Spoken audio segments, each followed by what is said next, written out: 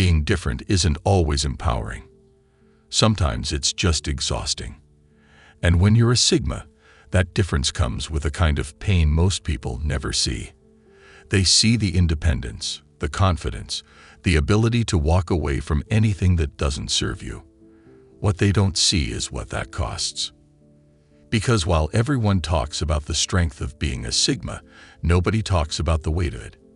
The isolation that comes from seeing through social games everyone else plays naturally.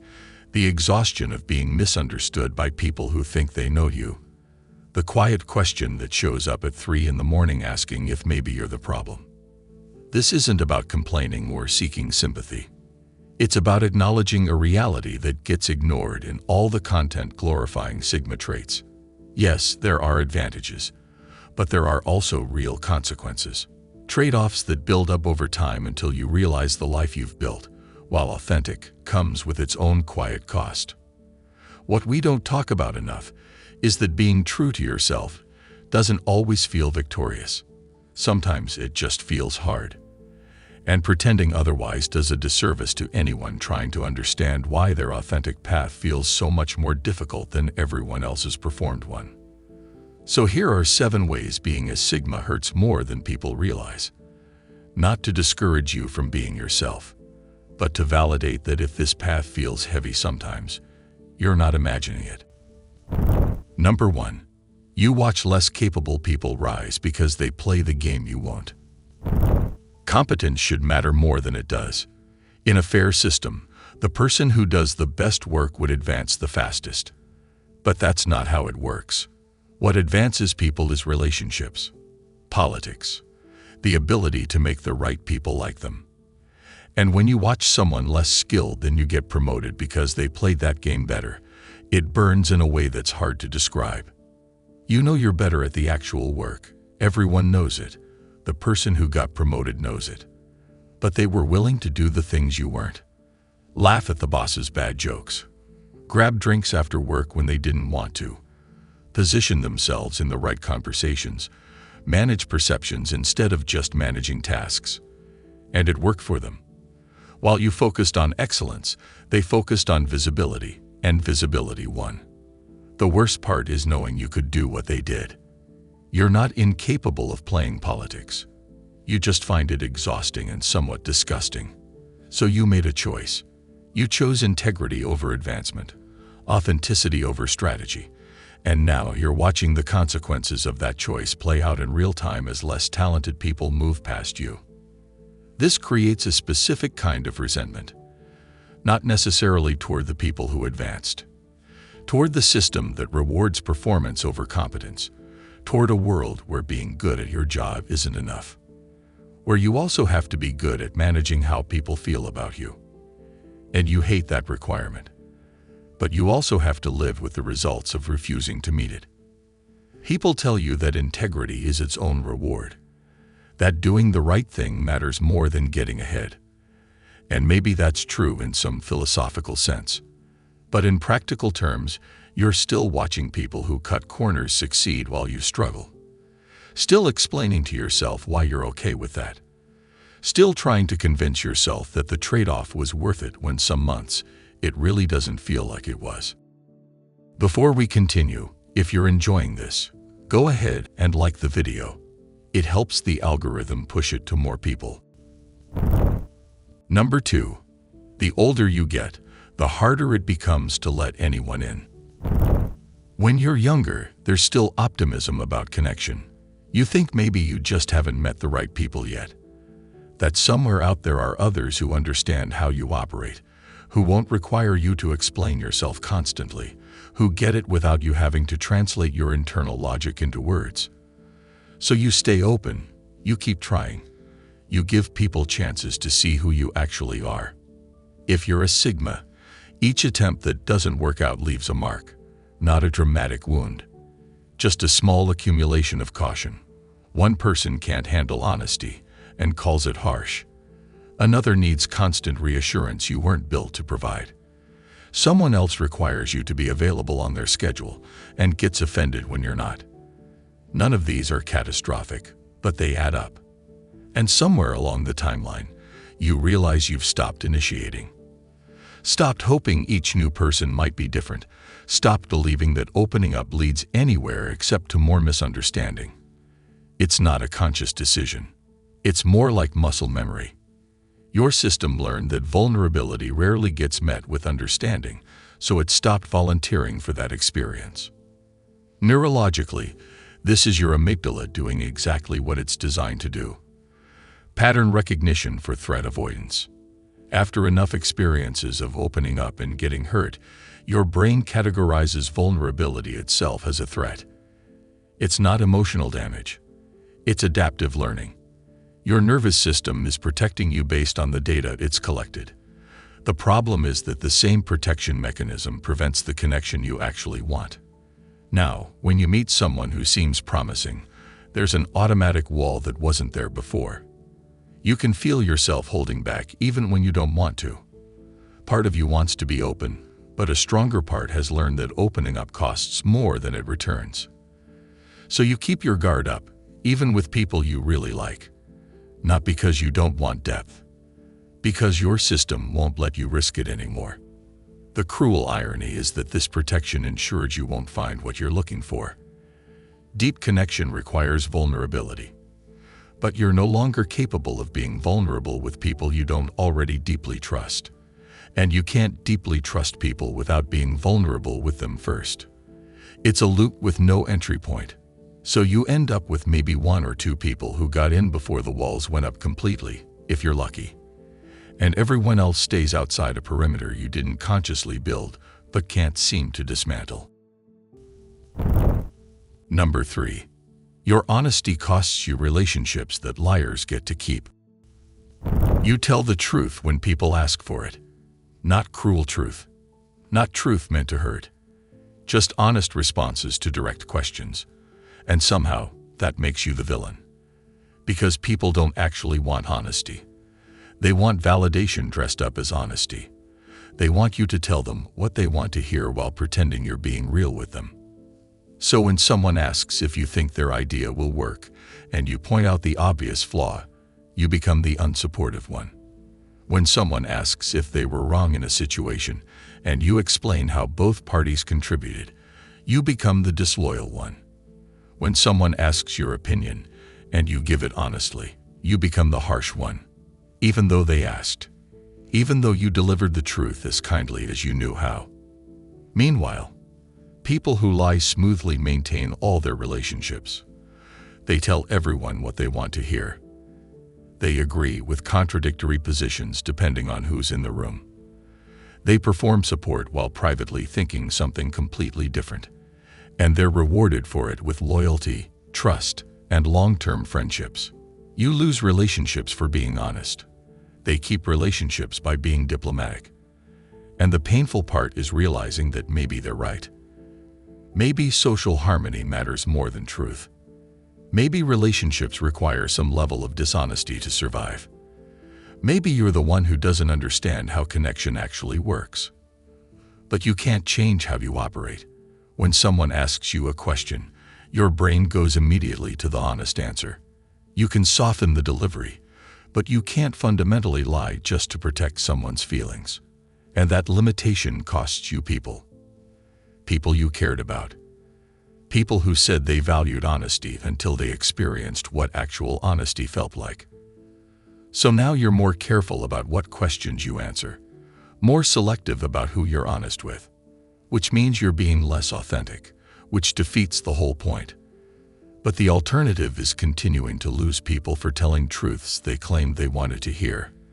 And you're tired of being punished for the honesty people say they value, but actually can't handle. Number 4. Your silence gets filled with assumptions you never made. Being a Sigma means you're part of the rarest personality configuration. Less than 2% of men fit this pattern. And when you're that rare, people simply don't have a reference point for understanding you. That's not their fault. It's just math. They've never encountered someone who operates the way you do, so their brain fills in the gaps with the closest thing they know. And usually what they know isn't accurate. You don't talk much in group settings. not because you're uncomfortable or judging everyone. You're just processing differently. While most people think out loud, you think internally and only speak when you've reached a conclusion worth sharing. But people who don't operate that way can't imagine that's what's happening in your silence. So they assume. And here's the key thing about assumptions. People fear what they don't understand. When they can't read you, can't predict you, can't figure out what you're thinking, their brain registers that as potential threat. Not conscious fear. Just a low-level discomfort that comes from encountering something their experience hasn't prepared them for. And when people are uncomfortable, they protect themselves by creating explanations that make sense to them. So in your silence, they create a story. You're quiet, so you must be judging everyone. You don't engage in the group chat, so you must think you're above it. You don't laugh at every joke, so you must have no sense of humor. None of these match reality. But they match the pattern their brain knows for a person who doesn't participate normally. And once that pattern is established, every neutral action you take gets interpreted through that lens. In psychology, this is known as the fundamental attribution error. People explain your behavior by attributing it to your character rather than your situation or cognitive style. They don't think maybe he processes differently. They think he's standoffish, because the first explanation requires understanding something outside their experience, and the second explanation fits what they already know. The frustrating part is that defending against these assumptions only reinforces them. Try to explain that you're not judging anyone, and they hear defensiveness, which they interpret as confirmation. Try to participate more to prove you're engaged, and it feels performative, which exhausts you and doesn't even change their perception. You're stuck between being misunderstood or exhausting yourself trying to correct misunderstandings that just generate new ones. So these assumptions become your reputation. The serious one, the intense one, the one who's hard to read. And that reputation follows you into new situations where people have been warned about you before you even arrive. You're constantly working against a version of yourself that exists only in other people's heads. And there's no way to kill that version because it's built on their need to understand something they have no framework for understanding. Number 5. Life hits different when you can't fake connection. Most people have a way of dealing with disconnection. They can show up to social events, make small talk, laugh at jokes that land halfway, and walk away feeling like they participated in something. It's not deep, but it's enough. Enough to scratch that human need for interaction. Enough to make the week feel less heavy. Being a Sigma means that particular relief valve doesn't work for you. Not because you can't do small talk or navigate social situations. You can. You've done it countless times. But there's something in your wiring that won't let you feel satisfied by interactions that stay on the surface. Your brain treats surface-level connection the same way it would treat eating something with zero real nutrients. Technically you ate, but you're still hungry. Psychologically, this comes from what researchers call need for cognition, a personality trait where your brain craves substantive mental engagement. While most people can shift between shallow and deep interaction comfortably, your cognitive system doesn't reward shallow. It's not a choice or a preference you developed. It's how your reward circuits are wired. Dopamine only releases when the interaction has actual substance. Everything else just drains energy without replenishing anything. So you face a specific trade-off that others don't face. You can participate in surface interactions and feel more drained than if you'd stayed home. Or you can skip them and deal with the physical isolation. Most people don't understand this choice because for them, any social interaction is better than none. But for you, empty social interaction is somehow worse than none. At least alone, you're not expending energy pretending engagement you don't feel. The hard part is watching others get their connection needs met through interactions that leave you feeling more disconnected. They go to a gathering, have conversations about nothing that matters, and somehow feel better. You go to the same place, have the same conversations, and leave feeling like you just spent 2 hours in a foreign country where everyone spoke a language you technically understand but can't genuinely communicate in. And there's no easy solution. You can't train your brain to find satisfaction in surface connection any more than you can train yourself to enjoy food you genuinely don't like. Your system rejects it, which means you go longer between meaningful interactions than most people.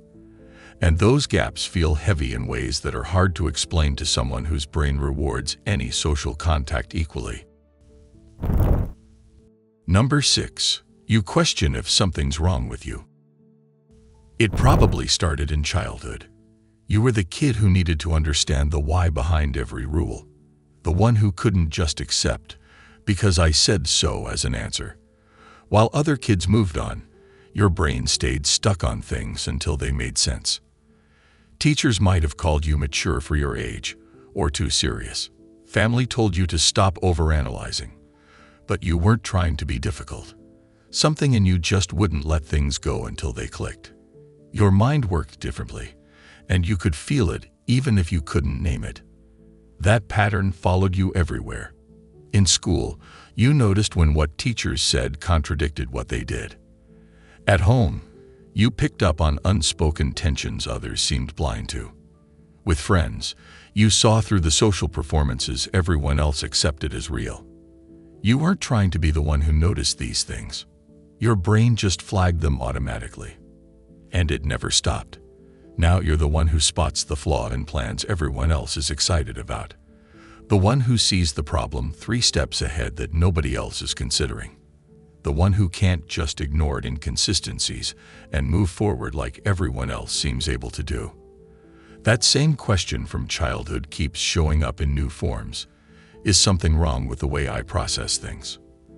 This happens because you have what's called high perceptual sensitivity. Your nervous system picks up more information than it filters out. Most people's brains automatically ignore details that don't immediately matter. Yours doesn't. It notices everything and tries to fit it all into a coherent picture. That's not a flaw. It's just a different operating system. The hard part is that this constant processing is exhausting.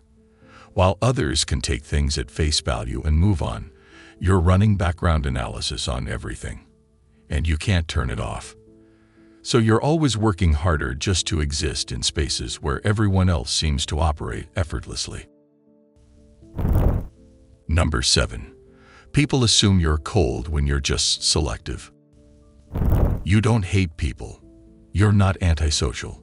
You're not incapable of connection. You're selective. There's a difference. But people who aren't selective can't see that difference. To them, selective looks like cold. Discerning looks like judgmental. Boundaried looks like closed off. And they treat you accordingly. They interpret your selectivity as rejection. When you don't immediately warm to everyone, they assume you're stuck up. When you don't join every social gathering, they assume you think you're too good for them. When you don't share personal information freely, they assume you're hiding something wrong. None of these interpretations are accurate, but they're the default assumption when someone operates differently than the majority. What people don't understand is that selectivity comes from self-knowledge, not superiority. You know what drains you. You know what kind of people and situations are worth your limited energy. You know that saying yes to everything means saying no to yourself. So you choose carefully. You protect your peace. You invest your time where it actually matters. That's not coldness. That's wisdom. But try explaining that to someone who's offended that you didn't come to their event. Try explaining that to someone who's hurt that you don't text them back immediately. Try explaining that to someone who interprets your boundary as rejection. They don't want to understand. They want you to change, to be warmer, more available, more like them. And when you won't or can't, they label you as cold and move on. So you exist in this space where you know you're not what they think you are, but you can't prove it without changing into something you're not. And that gap between who you are and who they perceive you to be is exhausting to live in, especially when their perception starts affecting your opportunities, your reputation, and your ability to exist peacefully in shared spaces. Being a Sigma isn't always the strength it's made out to be. Yes, there's power in independence, in authenticity, in refusing to compromise yourself for acceptance, but there's also pain. A specific kind of pain that comes from operating on a different frequency than most people around you. And pretending that pain doesn't exist doesn't make it hurt less. It just makes it harder to talk about. If you're still here, then tell me this. Which part spoke to you the most? Which one feels closest to your daily reality? Drop it in the comments. If you want more honest content about what being a Sigma actually costs, hit subscribe and join the biggest Sigma community on YouTube. We don't just celebrate the strengths, we acknowledge the weight. Thanks for watching. If you want to continue, just click the video on your screen right here.